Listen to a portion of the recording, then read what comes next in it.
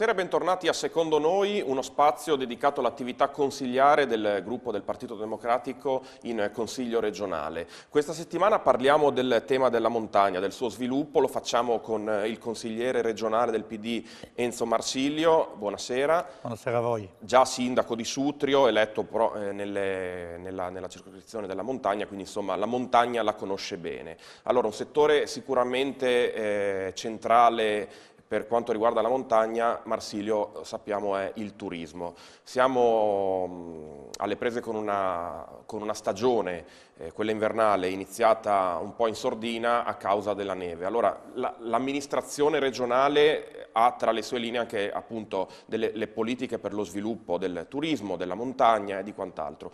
Come ci si comporta di fronte a una situazione turistica come quella di quest'anno? Beh, stagione che si ripete ormai da qualche anno, stagione sempre complicata e difficile, si deve lavorare su due fronti, è quello che sta facendo l'assessorato e la direzione. Da una parte con Promoturismo stiamo valutando e definendo anche sotto l'aspetto finanziario l'implementazione di alcuni interventi nei vari poli per ottimizzare soprattutto la parte di innevamento artificiale, che deve essere una garanzia, quindi dopo 10 anni degli interventi fatti c'è la necessità di un potenziamento, ma credo soprattutto dall'altro dobbiamo far diventare i poli invernali della nostra regione da poli dedicati esclusivamente o quasi allo sci alpino a poli turistici a tutti gli effetti. Quindi non solo impianti ma anche attività. Quindi dobbiamo integrare l'offerta turistica invernale e non solo invernale, poi anche quella estiva, con tutte quelle che sono un po' le attività nuove, dallo sci alpinismo alle ciaspe e quant'altro, che permettano di offrire comunque, indipendentemente dalle condizioni atmosferiche, dei nostri poli, dei servizi, delle offerte integrate che sono quelle che oggi maggiormente il cittadino che frequenta la montagna chiede. Lei ha parlato adesso di turismo legato all'inverno, visto la stagionalità. Poi faremo un passaggio anche su quello estivo naturalmente. Intanto però le volevo fare una domanda per quanto riguarda uno di quelli che possono essere considerati il tallone d'Achille della montagna, il sistema ricettivo, perché insieme ai servizi ci sono anche i servizi di cui ha parlato prima, ci sono anche servizi di tipo ricettivo. Sì, diciamo che questo è un tema abbastanza difficile e delicato, nel senso che quando è stato finanziato il programma importante di Promotour agli inizi degli anni 2000 c'era un progetto parallelo per accompagnare con la ricettività alberghiera. Nei fatti però sotto l'aspetto alberghiero abbiamo avuto difficoltà nel trovare soggetti privati che investano in grandi strutture, adeguate per l'offerta turistica, così come avviene in altre realtà. Stiamo in questo momento cercando di lavorare per costruire un pacchetto di offerte sul credito, portando il free e quindi i mutui agevolati, portandoli a 20-25 anni, perché meno di così il free è il fondo di rotazione per le iniziative economiche, e accanto a questo cercando di trovare delle soluzioni per costruire dei fondi di garanzia in grado di accompagnare investitori che volessero investire nelle classiche strutture alberghiere, che costano comunque tanto e hanno bisogno di servizi altrettanto costosi, per potergli permettere di fare gli investimenti, ma soprattutto avere la capacità di diluire in un periodo medio-lungo quelli che sono i costi relativamente a questi investimenti. Ecco, allora ha parlato di grandi strutture e di investimenti difficili da fare in montagna rispetto ad altri territori. È una problematica che la montagna ha su diversi settori e quindi anche in questo. A che cosa avete pensato quindi come soluzione alternativa? Ci sarà qualcosa di alternativo a queste grandi strutture? È chiaro che a fronte delle grandi strutture dobbiamo ragionare su una presenza delle strutture minori in modo diffuso, partendo da quello che è stato l'idea dell'albergo diffuso, che poi negli ultimi anni è stata forse strumentalizzata e utilizzata solo per finalità polemiche o finalità di tipo politico, ma in realtà il progetto di sviluppo della montagna vero ha trovato e trova ancora oggi, crediamo, nell'albergo diffuso lo sviluppo naturale. Ecco, in particolare c'è stato anche un dibattito in Consiglio regionale lo scorso anno, nei mesi passati. Il gruppo consigliare del PD ha sempre sostenuto in maniera forte la necessità di utilizzare questo strumento. Allora, andiamo per gradi, prima delle polemiche.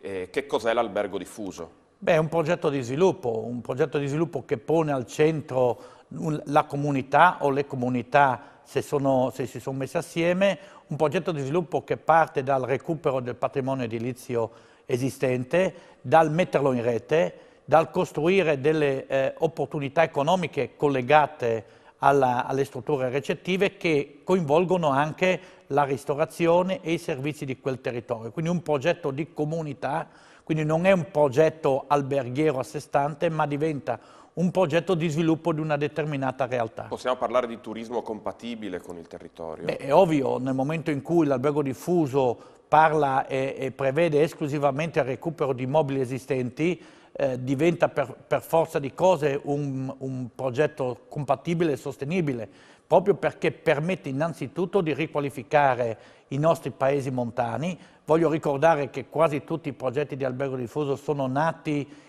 in realtà dove turisticamente a livello ricettivo c'era quasi niente o quasi niente, quindi non è un progetto che entra a gamba tesa sulle strutture contro le strutture ricettive classiche, ma dà la possibilità alle comunità che forse non hanno altre alternative di sviluppo economico se non quella di lavorare sul turismo, perché il turismo poi si porta dietro ovviamente qualità del territorio, si porta dietro agroalimentare di qualità, si accompagna con altre iniziative di servizi che sono anche di tipo sociale. Quindi l'albergo diffuso è, e voglio ribadirlo, è prima di tutto un progetto di sviluppo del territorio.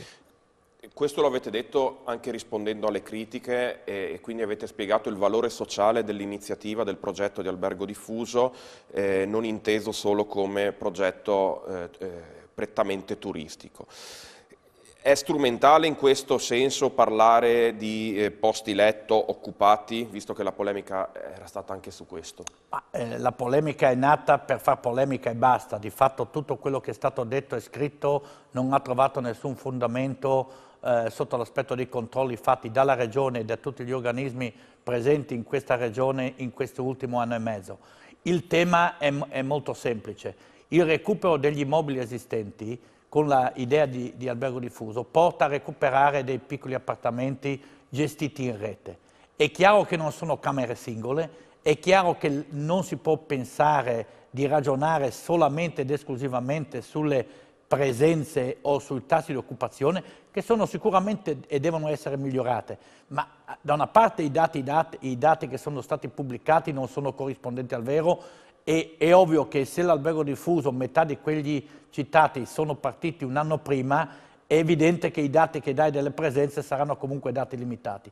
Ma al di là di questo voglio dire che l'albergo diffuso si pone come, se noi andiamo a rivedere gli obiettivi fissati dal progetto albergo diffuso nel documento che è stato inviato ed approvato dall'Unione Europea, si parla di valutazione rispetto al numero degli edifici recuperati, alla parte di attività economiche che sono nate o sono state mantenute a seguito di questo progetto e delle ricadute sociali che questo progetto ha comportato. Quindi i dati di valutazione sono questi, non altri. Ecco, appunto, adesso aveva citato l'Unione Europea. Allora, il sistema di albergo diffuso è stato riconosciuto in Italia ed è nata una rete che ha preso un altro nome, ma comunque che si rifà a quel modello.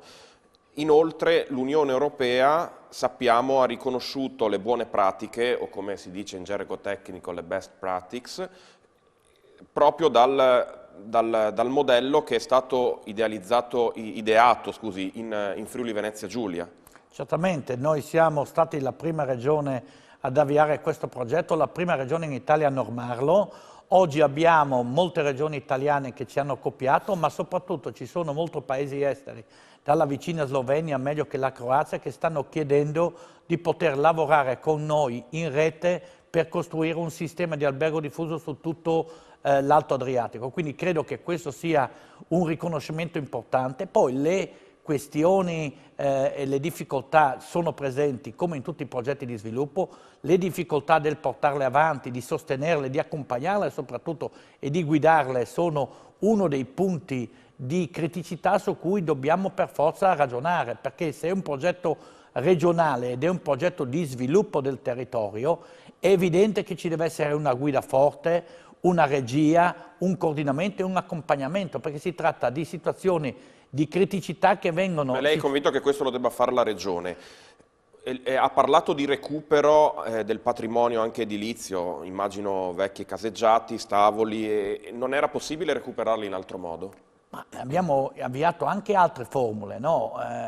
Il progetto riuso finanziato da questa amministrazione regionale sugli immobili ai privati sta cercando di fare un qualcosa di alternativo, però voglio ricordare per esempio che in quella legge importante noi non abbiamo messo né vincoli di durata né vincoli di destinazione d'uso.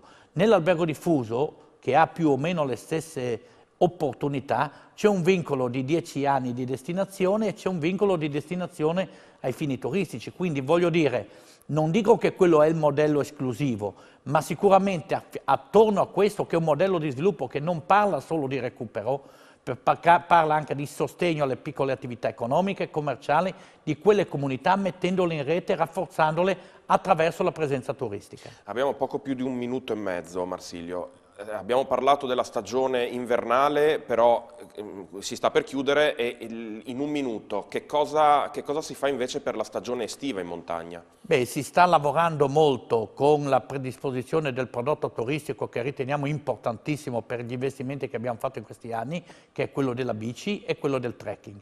Stiamo predisponendo in accordo con Promoturismo la parte nuova di tutti i tracciati e i percorsi per mountain bike, per bike, e anche per recuperare quel patrimonio di percorsi di trekking che le nostre montagne possono mettere a disposizione e che sono sicuramente molto attrattivi. A fianco a questo c'è un accompagnamento della Promoturismo che deve creare le condizioni di conoscenza, di informazione di queste opportunità e gli operatori che si stanno mettendo in rete. Quindi stiamo lavorando soprattutto per centrare due prodotti turistici importanti che in montagna possono sicuramente trovare risposte adeguate anche alle attese dei visitatori e dei nostri ospiti. In breve, tra i grandi eventi, gli appuntamenti, può essere sicuramente un buon volano il Giro d'Italia?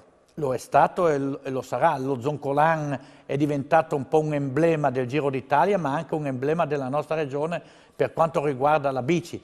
L'abbiamo detto più volte, non è lo Zoncolan che interessa quei 3 comuni in cui insiste, ma è l'emblema e il richiamo turistico per tutta la regione. Bene, il tempo a nostra disposizione è terminato. Ringrazio il consigliere del Partito Democratico Enzo Marsilio, ringrazio tutti i telespettatori. L'appuntamento è la prossima settimana, sempre alla stessa ora. Buona serata.